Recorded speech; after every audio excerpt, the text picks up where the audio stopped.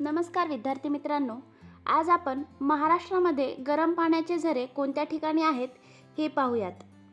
गरम पाण्याचे झरे हा एक नैसर्गिक चमत्कार आहे। उन्हाळा असो किंवा पावसाळा, येथील पाण्याची पातळी कायम असते। तसेच पाण्याच्या तापमानातही अजिबात फरक पडत नाही। सर्व ऋतूंमध्ये येथील पाणी गरमच राहते।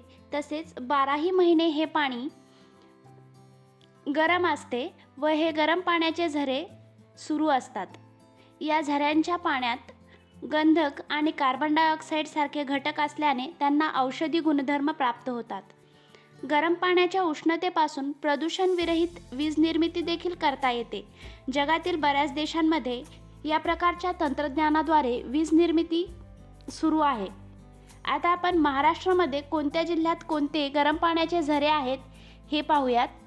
पालघर जिल्ह्यामध्ये गणेशपुरी, वज्रेश्वरी, अकलोली, सातिवली, कोकनेर, पिंपळास, निंबोळी व बाणगंगा ही गरम पाण्याची झरे आहेत।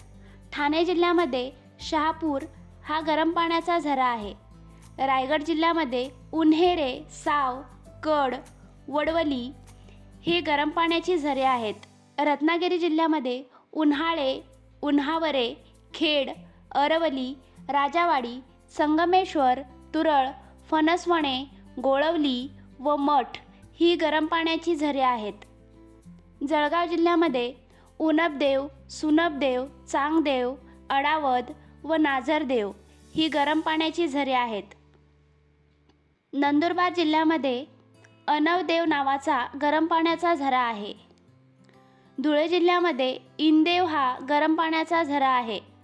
अमरावती जिल्ह्यामध्ये सालबर्डी नावाचा गरम पाण्याचा झरा आहे।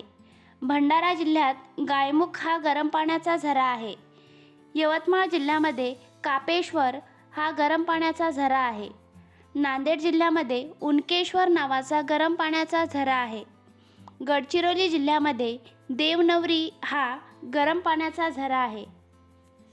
अशा प्रकारे आपण महाराष्ट्रामध्ये कोणत्या ठिकाणी गरम पाण्याचे झरे आहेत हे पाहिले।